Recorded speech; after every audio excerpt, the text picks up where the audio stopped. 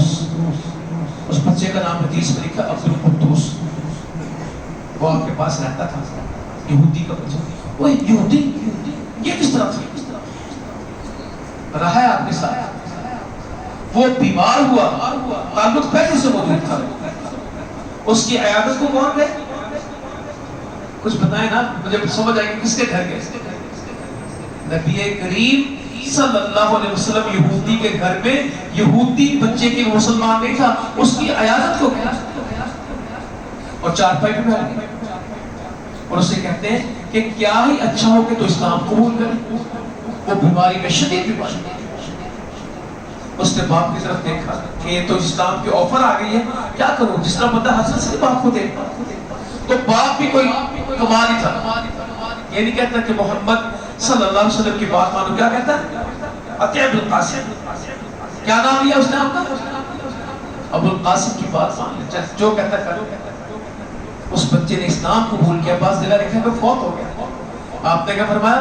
الحمدللہ الذی انقذہ بی من النار. تمام تعریف ہے اللہ کے لیے, اس نے میری وجہ سے اس کو جہنم سے بچا دیا.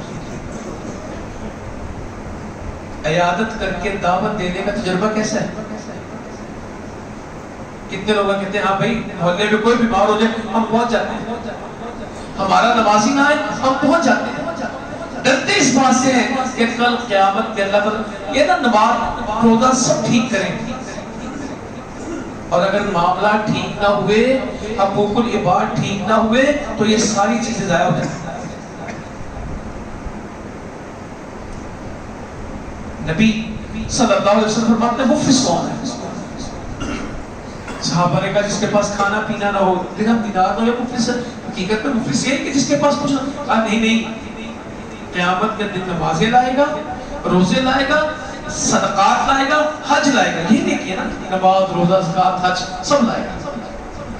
مگر دنیا میں کسی کو مارا, کسی کو گالی دی, کسی پہ بہتان لگایا, اللہ تعالیٰ کہیں گے کہ اپنی نیکیاں بانٹنا شروع کر. اگر نیکیوں کے ساتھ برابر ہو گیا تو ٹھیک ہے, پر لوگوں سے کہا جائے گا کہ اس کو گناہ دو, اور لوگوں کو گناہ سر پہ ڈال کے جہنم میں پھینک دیا جائے گا. نیکیاں لے کے آئے گا, مگر لوگوں سے معاملات خراب تھے, اپنی نیکیاں اپنے کام نہیں آئیں گی, دوسروں کے کام آئیں گی. اور دوسروں کے گناہ دوسروں تک کو نقصان نہیں دیں گے. دوسروں کے گناہ بھی کون اٹھائے گا؟ کسی کی غلطیاں بھی اٹھائے گا. دنیا میں تو معافی خلافی باتوں سے, پیسوں سے ہوگی, کل پیسہ نہیں ہوگا, نیکیاں نہیں ہوگی.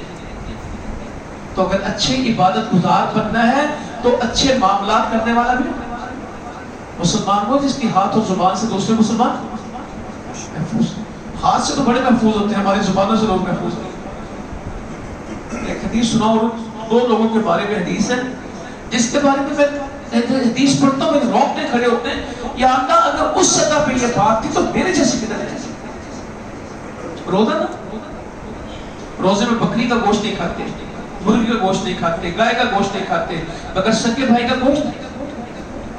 بھائی جن کی میت پڑی ہوئی ہے, میں کبھی ان کو بازو سے کاٹ لیتا ہوں, چھری سے کاٹ کے کھانا شروع کر دیتا ہوں, کبھی ٹانگ کا گوشت لے لیتا ہوں, کبھی چہرے کا گوشت لے لیتا ہوں. میرے بھائی کی لاش ہے, میں اس سے نا بڑا مزے سے کھاتا ہوں. تو عربوں میں ایک دستور تھا کہ سفر میں غلام رکھتے تھے. سیدنا ابو بکر صدیق میں نے کہا روکتے کھڑے کرتی حدیث, اور حضرت عمر رضی اللہ عنہ اجمعین, یہ دو کے برابر امت میں کون ہے؟ پوری امت میں ان کے درجے پہ کون ہے؟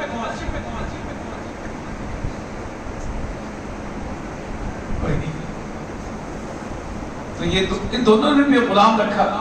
سفر میں تھے تو غلام سوتا رہا, اور یہ صبح اٹھے, غلام اٹھا ہی نہیں تھا, کھانا نہیں بنا, ناشتہ نہیں بنا. تو کہنے لگے کہ ایسے سو رہا جس طرح ماں کے گھر میں سوتا ہے. اتنی سی بات کی ہے. ہم نہیں کہتے تیرے پیو کا گھر ہے, تیری خالہ کا گھر ہے, تو پرونا ہے, تو اٹھ نہیں سکتا. ان نوکروں سے عام طور پہ لوگ بات کرتے, مزدوروں سے عام طور پہ بات کرتے. تو نواب ہے, تیرے واسطے میں کو اور نوکر لے کے آؤں, تینوں میں سکتا پہ جان. یہ ہمارے ہاں روٹین کی بات ہے, کوئی ٹینشن نہیں لیتا. میں تمہیں کمارا گا بھی, یہ بھی کہہ رہے تھے. حضرت ابو ذر نے اپنے غلام کو زندگی میں ہمیشہ اس طرح کے کپڑے پہنائے جس طرح کہ خود پہنتے تھے. کہتے میں نے اس کو ماں کی آگ دلائی تھی کہ تو فلانی عورت کے بیٹھا ہے. نبی صلی اللہ علیہ وسلم کو اتنا غصہ آیا کہتا ہے کہ تمہارے بھائی ہیں, اللہ نے تمہارے سپرد کیے ہیں, جس طرح کا خود کھاؤ گے ان کو کھلاؤ گے, جس طرح کا خود پہنو گے اس طرح کے پہناؤ گے, اور ان کو تان نہیں کرو. ابو مسعود کہتے ہیں رضی اللہ عنہ, میں اپنے غلام کو مار رہا تھا, پیچھے سے مجھے ایک آواز آئی رک جا, میں نے توجہ نہیں کی, میں مار رہا تھا. پھر قریب آیا کوئی آواز آئی رک جا, میں نے دیکھا تو اللہ کے نبی تھے صلی اللہ علیہ وسلم. کہنے لگے جتنی تم اس پہ قدرت رکھتے ہو اللہ تعالیٰ اس سے زیادہ تم پہ سزا دینے کی قدرت رکھتے. میں نے کہا آزاد ہے, اب میں رکھتا ہی نہیں, میں نے اپنے غلام آزاد کر. ایک صحابیہ کہنے لگے یہ بڑے معاملات ہیں, بہت بڑے معاملات ہیں. آگے کہنے لگے میرے غلام ہیں, وہ مجھ سے جھوٹ بولتے ہیں, کام چوری کرتے ہیں, خیانت کرتے ہیں. 3 کام کرتے ہیں, کام چور, جھوٹ بولتے ہیں, خیانت کرتے ہیں. پھر میں ان کو پیٹتا ہوں, میں ان کو مارتا ہوں, مجھے گناہ تو نہیں ہوگا؟ آپ نے فرمایا کچھ نہیں ہوگا. قیامت میں ترازو میں ان کا جھوٹ رکھا جائے گا, تیری مار رکھی جائے گی جس کا پلڑا بھاری ہوگا. کہنے لگا میں نہیں کر سکتا, میں سر عذاب کر دیا. کتنے بڑے ایلیگیشن یہی ہوتے ہیں نا.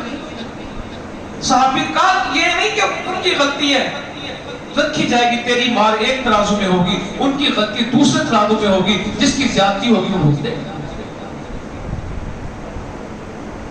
تو ایک نے دوسرے سے کہا سیدنا ابو بکر صدیق ہے تو بندے یوں سو رہا ہے جس طرح ماں کے گھر میں سوتا ہے, روٹی.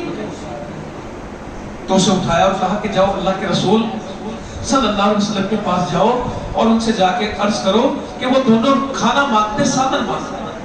اٹھا اور کہا اللہ کے نبی صلی اللہ علیہ وسلم وہ دونوں سلام کہتے اور کھانا مانگتے سادن مانگتے.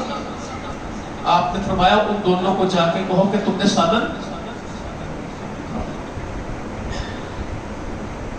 وہ آیا, اب ان کو کھانا بھول گیا کہ یہ بات کیا ہوئی.